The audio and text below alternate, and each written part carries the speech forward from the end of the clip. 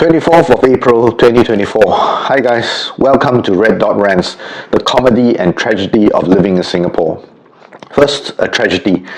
On Monday morning, there was a fatal accident at the junction between Tampines Avenue 1 and Avenue 4. A black Saab was seen trying to overtake a white Mercedes along Bedok Reservoir Road. The Mercedes was seen speeding up when the black Saab tried to overtake. It was sideswiped when the Saab overtook. When they arrived at the junction, the Mercedes stopped while the Saab was seen running the red light as it sped into the junction. Video footage showed the Saab hitting several vehicles that were travelling either straight along Tampines Avenue 1 or turning left into Tampines Avenue 4. These included one car that had turned turtle, a car which seemed to have hit a lamppost, and one car that had hit a divider. There was also a minibus and a van involved in the collision. The accident killed two people, a 17-year-old female JC student who was in a car and a 57-year-old female passenger who was in a van.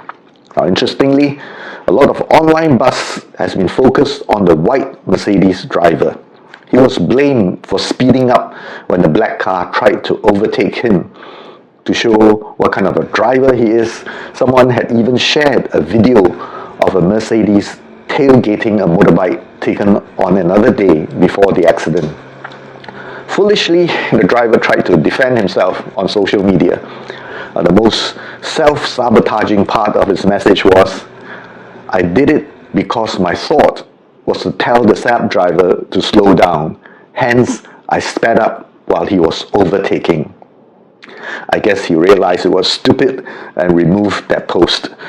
So while all fingers are pointed at the driver of the white Mercedes, retired banker Chris Kwan had this to say: "Yes, the cam car should not speed up, but the Saab should not overtake on the left and squeeze through, nearly causing a collision.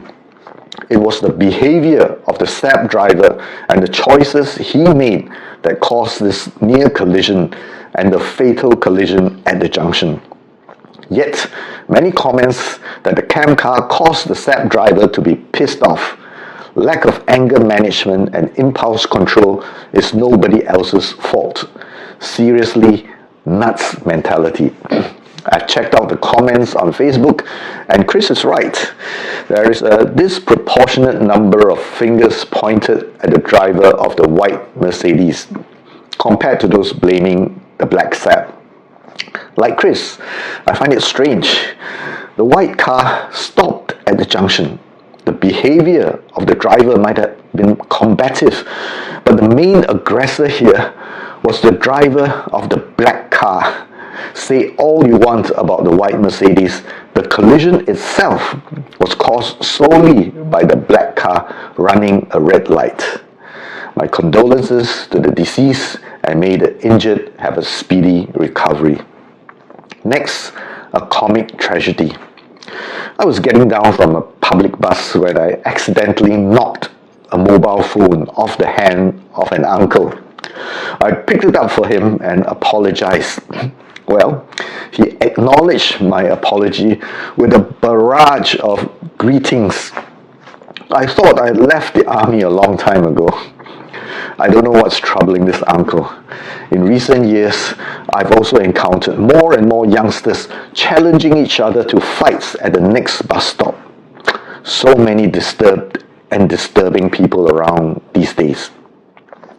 Next, local singer Mavis Hee held a comeback concert at Nanjing on the 20th of April. Her performance triggered a deluge of complaints from the audience. According to Chinese media reports, Xu Meijing's management team explained that they had underestimated the audience expectation to hear the original singer sing classics. The original Chinese explanation goes like this: 徐美静的经纪团队回应媒体称，安排嘉宾演唱是低估了观众想听原唱歌手演唱经典的期待。How stupid is that? Many viewers who attended Xu Meijing's concert reported that they spent a lot of money to buy tickets for the concert, but half an hour after Meijing started singing, she only sang 3 songs and then started a long interactive chat with the audience. The hour-long program included playing games, giving out gifts, and its popular songs 蔓延, 遗憾, 城里的月光 and other classic songs were all sung by the backup singers. The audience said that they had great expectations for Xu Meijing's concert, but it left them disappointed and dissatisfied.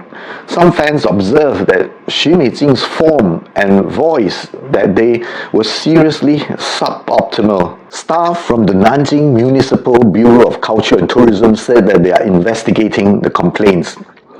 Xu Meijing is scheduled to hold another concert in Wuhan on 25th of May. The company had already suspended the ticket sales for the Wuhan concert. What's my take on this? Let's compare her with Wang Jie, who practically lost his voice after a poisoning episode, which I don't find very convincing. Singers age and our vocal cords are very delicate.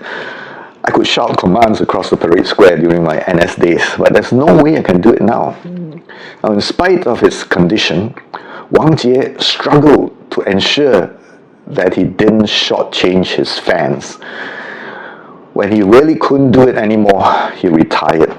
Now, if Mavis Hee can't perform anymore and needs to use chat sessions, backup singers and guest performers to pad things up, then she should not be charging her fans. Tell me what you think. PM Lee has just announced that we'll have a PM Wong come 15th of May. Are you looking forward to it? Mr. Wong said that he accepts this responsibility with humility and a deep sense of duty. He also said that our dreams will inspire his actions. Come, let's dream together.